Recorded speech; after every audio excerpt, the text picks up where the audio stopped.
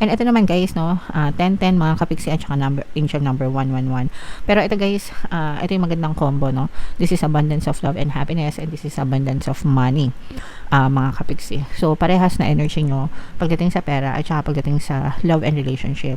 Talagang very harmonious, very abundant, very maganda yung energy. Ibig sabihin nananagana kayo sa pag-ibig, nananagana kayo sa kaperahan, very stable, very secure. At saka ang nararamdaman din natin dito guys is nagtutulong-tulong kayo, hindi kayo mag-isa lang.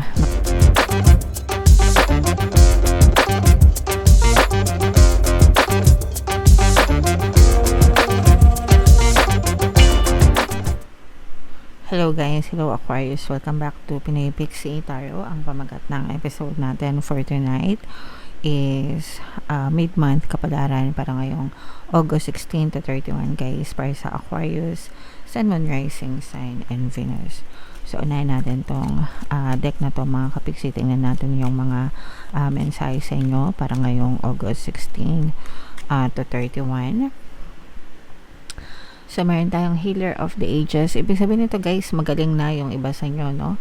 Magaling na sa inyong mga karamdaman. Kung kayo ay kakagaling lang sa mga sakit, mga kapiksi, umaayos na or gumiginhawa na ang inyong mga pakiramdam guys. And for some of you, pwedeng naghihilom na rin yung mga sugat nyo from your past, no? Kung meron kayong mga emotional pain, mental pain na pinagdadaanan dahil sa mga past experiences nyo sa buhay mga kapiksi, pwedeng nagiging ma-okay na ang inyong mga pakiramdam guys, okay?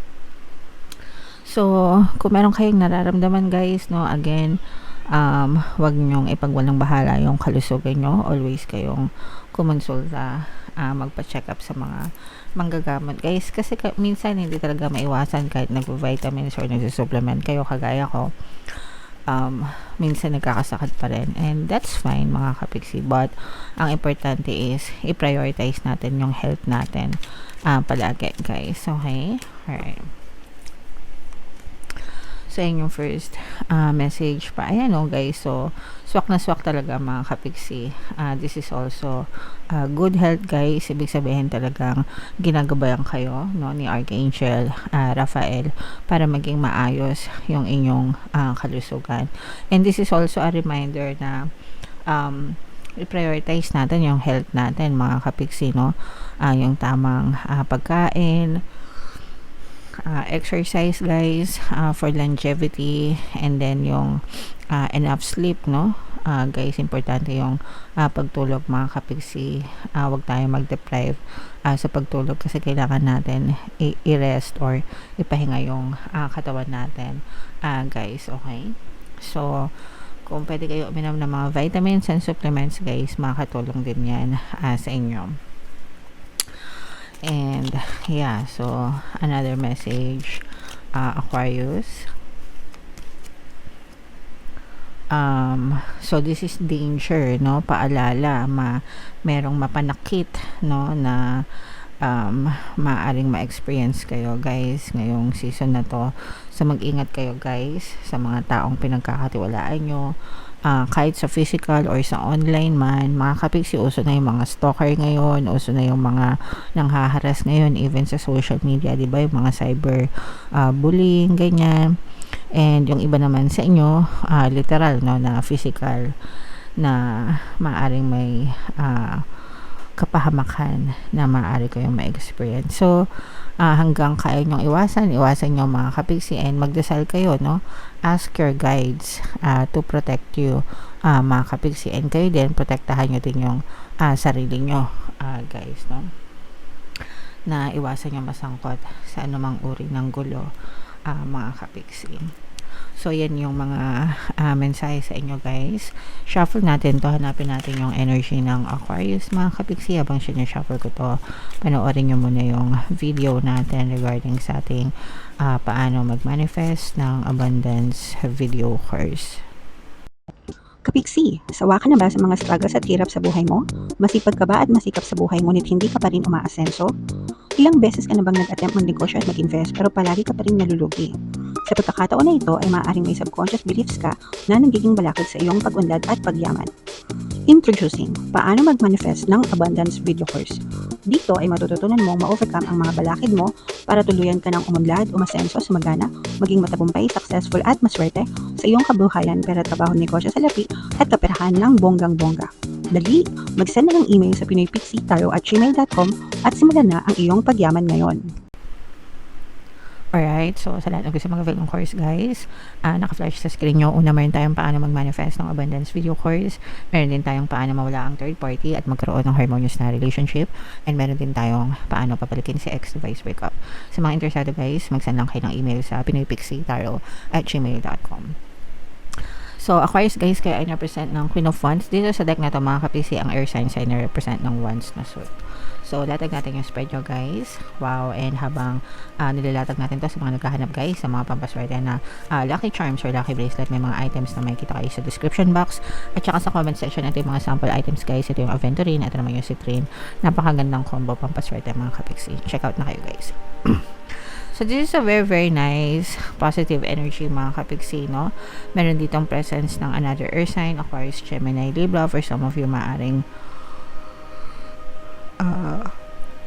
you may also be dealing with another earth sign mga kapiksi. So, unahin natin. Hindi ko alam kung ano unahin ko guys kasi sobrang ganda. So, unahin muna natin itong mga brand new beginnings na to mga kapiksi kasi for some of you, parang may mga idea, may mga bagong idea na maiisip kayo mga kapiksi, pwedeng sa larangan ng investment or sa larangan ng negosyo. Pero itong mga idea na to guys, parang pagpaplanuhin nyo tong mabuti and maaari itong magdala sa inyo ng parang extra income, savings mga kapiksi. Okay? Kumbaga, yung iba sa inyo, meron na kayong mga source of income, mga fixed sources of income ngayon. Pero itong mga bagong idea na to, parang ito pa yung lalong magpapadagdag sa inyo ng savings, magpapadagdag ng ipon, ibig sabihin more money will come in to yung mga kapiksi. So, ito naman guys, huwag nyong madiliin, mas maganda na magplano kayong mabuti guys, mag-research muna, mag-due diligence kayo to ensure na, at saka siguraduhin nyo na mapapanindigan nyo, no? Kasi minsan hanggang plano lang, tapos nakakalimutan yung pag-take ng action mga kapiksi. So, sayang naman guys kung hanggang plano lang and walang mararating, no? So, those are brand new beginnings mga kapiksi. And ito naman guys, no? 10-10 mga kapiksi at saka angel number 111. Pero ito guys, ito yung magandang combo, no? This is abundance of love and happiness and this is abundance of money. Mga kapiksi. So, parehas na energy nyo pagdating sa pera at saka pagdating sa love and relationship. Talagang very harmonious, very abundant, very maganda yung energy. Ibig sabihin nananagana kayo sa pag-ibig, nananagana kayo sa kaperahan, very stable, very secure. At saka ang nararamdaman din natin dito guys is nagtutulong-tulong kayo, hindi kayo mag-isa lang mga kapiksi, no? Kumbaga, let's say for example, sa family mo, hindi lang ikaw yung mag-isa na kumakayod, pwedeng tinutulungan ka ng asawa mo, ng mga anak mo, o kaya mga kapatid mo. Depende sa sitwasyon nyo mga kapiksi. So, tulong-tulong para sa, lalo na doon sa mga kapiksi natin na may parang family business guys, no? So, parang tulong-tulong kayo na kumikita mga kapiksi. Alright? And ito guys, napakaganda nito din, no? Sa love and relationship. Bukod dun sa love and relationship na parang sa family or friends, very harmonious din guys yung relationship nyo. Pagdating sa romantic love naman, no? Pagdating sa inyong partner or specific person. Actually, yung iba sa inyo guys, kung kayo ay hiwalay na, kung kayo ay hiwalay na or kung kayo ay nag-aaway ng iyong partner or specific person, maaaring magkaroon ng reconciliation mga kapiksi, no? So, ibig sabihin reconciliation, pwede magbati, pwede magkausap ulit. Yung iba, as in literal na pwede magkabalikan kasi malakas yung hatak ng attraction sa isa't isa mga kapiksi. At saka yung iba sa inyo guys, feeling ko hindi pa rin kayo naka-move on, or kumbaga hindi nyo pa rin talaga totally nakalimutan yung mga ex nyo, if ever man na ex to, kaya pag bumalik sila feeling ko tatanggapin nyo pa rin sila, mga kapiksi. So iba-iba naman kayo ng sitwasyon guys. Yung iba sa inyo pwedeng tanggapin sila, yung iba sa inyo ayaw na. So whichever resonates with you guys. Pero if ever na nagpapabalik kayo, this is a very nice message. So, meron tayong subliminal guys, mga pampabalik, no? Pwede nyo pakinggan. At saka meron din tayong video course, paano pabalikin si ex-revised breakup. So, if interesado kayo dyan, guys, pwede kayong mag-send ng email sa akin. Pwede kayong mag-avail, okay? So, what else guys? Tingnan natin mga kapiksi. So, ito guys, ang nakikita naman natin dito is parang sinasalba, no? Parang you're trying to save mga kapiksi. Ito guys, pwedeng nag-iipon na literal na nag-iipon kayo ng pera. Kahit gaano kahirap mga kapiksi, no? Kahit yung mga tipong pa 20-20, 10 piso isang araw, it doesn't matter kung magkano. Pero ang importante is nagsisave kayo guys, okay? And maganda itong trait na to guys. Ugaliin nyo, no? Kasi ang money language guys is you save me now, I'll save you later. Ibig sabihin pag sinave mo si money ngayon, in the future pag kailangan nyo sila, isi-save kayo ng pera. So kahit yung mga maliliit lang na halaga, sabi ko nga guys, 10 pesos a day, 5 pesos, it doesn't matter. Kung meron kayong mga online banking, mas maganda kung naka-automate yung mga savings nyo guys. Pero yeah, ugaliin nyo mag-save, mga kapiksi. Alright. And yun nga yung sinabi natin sa inyo guys, na may mga bagong plano kayo, no? Pagdating sa kaperahan. So this is very evident talaga. It's either negosyo ito guys or investment. At saka for some of you, parang may mga tutulong sa inyo, magbibigay ng mga inputs nila, suggestion, mentorship, coach, ganyan. So ano kayo guys, mag-join kayo sa mga profitable na groups. Marami kayong matututunan. Kahit ako mga kapiksi, nag-join din ako sa mga groups, no? Community groups para matuto. So kayo din, mga kapiksi, gawin nyo din yan para matuto kayo. Alright?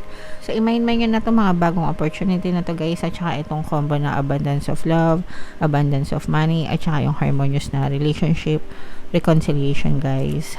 Yan yung mga magagandang energy nyo. Bunot lang tayo ng isa pang card para sa inyong additional na mensahe, Aquarius. Ito magandang message to guys. Close up natin. Attack, pain, fear, judgment, and any form of separation are merely calls for help. So ito guys, kung mapapansin nyo, attack, pain, fear, judgment, those are negative emotions, no? Or negative attitude mga kapiksi. And ibig sabihin, alisin nyo yan sa buhay nyo or baguhin nyo, mga kapiksi, para hindi kayo mabilanggo sa ganyang klase ng emosyon. Kasi yung mga negative emotions na yun guys, sufferings yan, no? Ibig sabihin ng sufferings, paghihirap, pwede naghihirap yung kalooban nyo, and at the same time maaari maghirap din yung buhay nyo, mga kapiksi. So any form of negative emotions guys, alisin nyo sa buhay nyo para hindi kayo mag-suffer guys, okay? So, comment down below, Aquarius, if feeling nyo naka-resonate kayo dyan, mga kapiksi. And for more tarot readings, yung mga magaganda guys, i-mind nyo na sa comment section. For more tarot readings, ito yung playlist nyo. Ito naman yung ating success stories ng paano mag-manifest ng abundance video course.